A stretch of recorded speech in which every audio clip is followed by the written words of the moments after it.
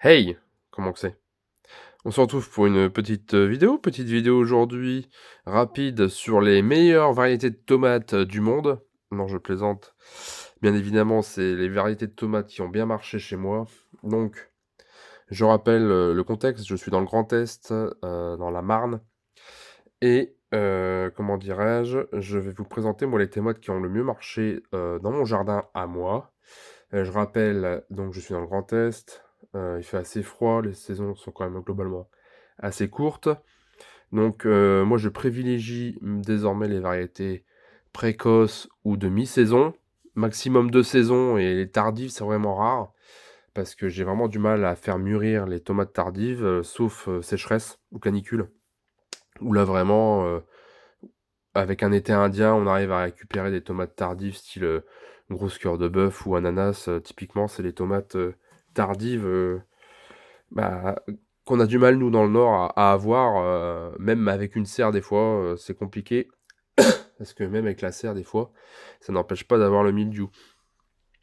Alors, je vais vous présenter 5 variétés que moi, j'apprécie particulièrement. Pourquoi? Déjà le goût. Voilà, faut déjà c'est d'emblée le premier critère, c'est le goût. Si la tomate est fadasse, farineuse, une trop grosse peau, qui éclate trop, je la garde pas, elle dégage. C'est clair. Après, une tomate qui est trop sensible au mildiou, pareil, idem, je la garde pas. Typiquement, l'année dernière, pour ceux qui ont suivi la chaîne, il y a des variétés vraiment, ça a été une catastrophe. Bon, après, on a eu une saison très pluvieuse l'année dernière. J'avais traité quand même 2 fois la bouillie bordelaise, mais il y a vraiment des variétés de tomates. Ça a été une catastrophe. Je pense au noir de Crimée, c'est une variété très connue, hein. La noire de Crimée, c'était une catastrophe. Il y a quoi aussi? C'était une catastrophe. La beefsteak. La tomate beefsteak, ça a été une catastrophe. La tomate brandywine, ça a été une catastrophe. Donc je parle par rapport au milieu, hein. Je parle pas du goût, hein, bien sûr. Tomate ananas aussi, c'était une catastrophe. Enfin bref. Donc là, moi, je vous présente des variétés de tomates qui ont bien marché, que j'ai appréciées, donc au niveau du goût, la rusticité, la précocité, etc. Donc pour commencer, donc on a la tomate Anna Russiane, rose Anna Russiane, ou Anna Russiane en tout cas.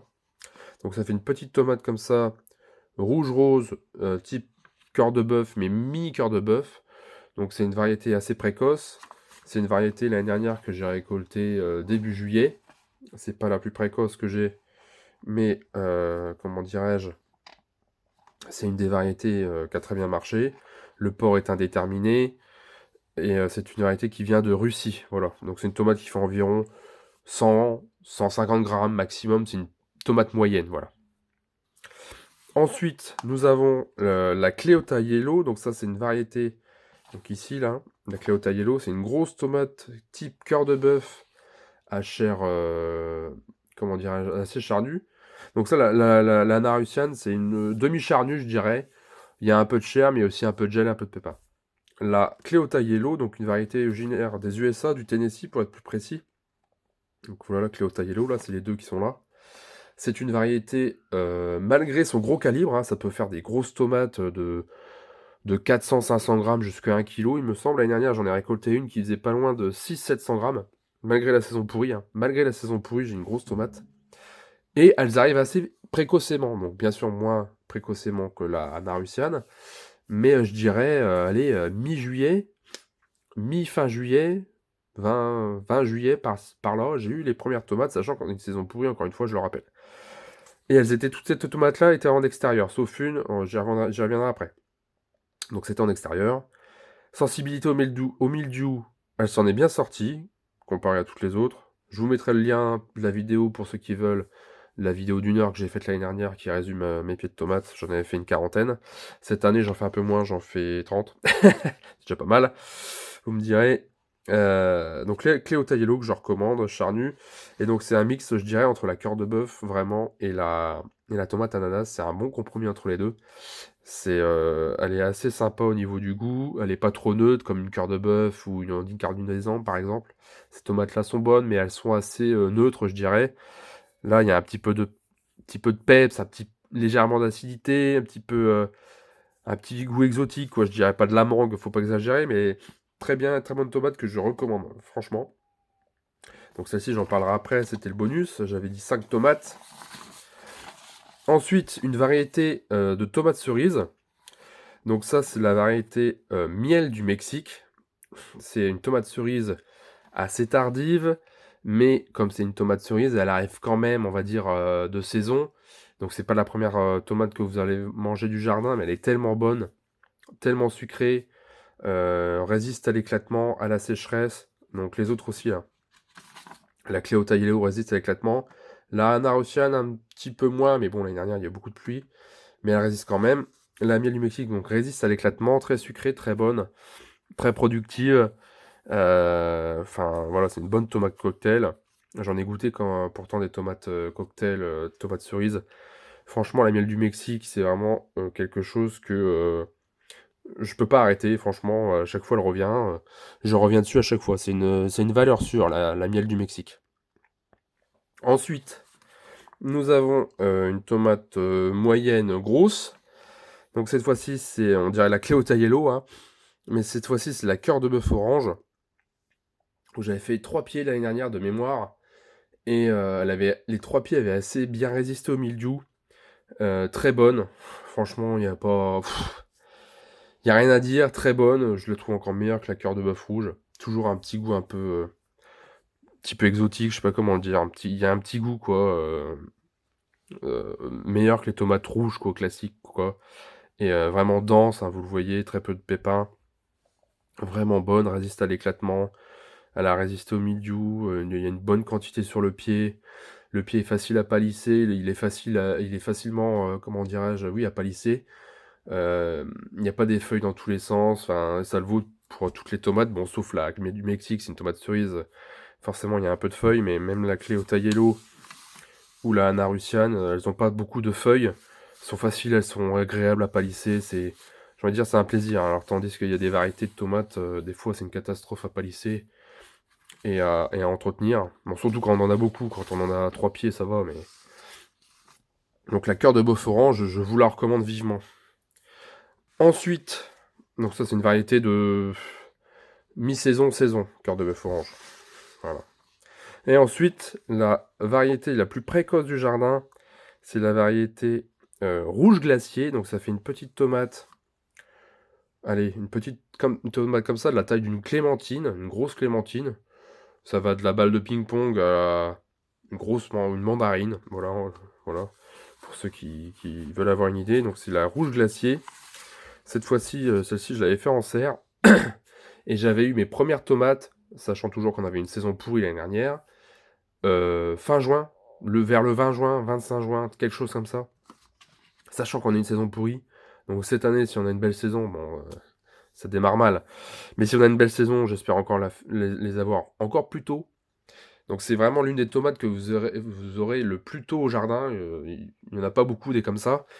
Cette fois-ci, donc là, c'était toutes des variétés indéterminées, donc qui poussent tant qu'elles peuvent à 2 mètres et plus. Ça, c'est une variété déterminée, semi-déterminée, plutôt, je crois. C'est même sûr, je crois que c'est semi-déterminé. Et elle dépasse pas les 1,50 m de hauteur. Donc ça sert pas à grand chose de la tailler. Bon, s'il y a trop de gourmands, surtout à la base, il faut quand même un petit peu tailler. Mais je veux dire, après, la tête va s'arrêter. Elle va s'arrêter de pousser, quoi. Donc c'est la tomate rouge glacier. Et c'est pas parce que c'est une précoce et qu'elle arrive assez tôt qu'elle est pas bonne ou qu'elle est un peu fadasse ou... Eh ben figurez-vous qu'elle est bonne. Franchement, elle est bonne. Bon, je suis désolé, je suis un peu enrhumé, j'ai un peu le nez pris. Elle est bonne, elle est sucrée, elle a un bon petit goût. Ah, il y a un peu de chair, bon, il y a quand même un peu de gel et de pépins. Mais elle est vraiment, franchement, elle est bonne. Bon, je suis désolé, je me suis mouché un coup. Elle est vraiment très bonne. Et rien que pour le fait que ce soit les premières tomates du jardin, je vous la recommande vivement. La rouge glacier, c'est quelque chose, je pense que je n'arrêterai jamais de faire.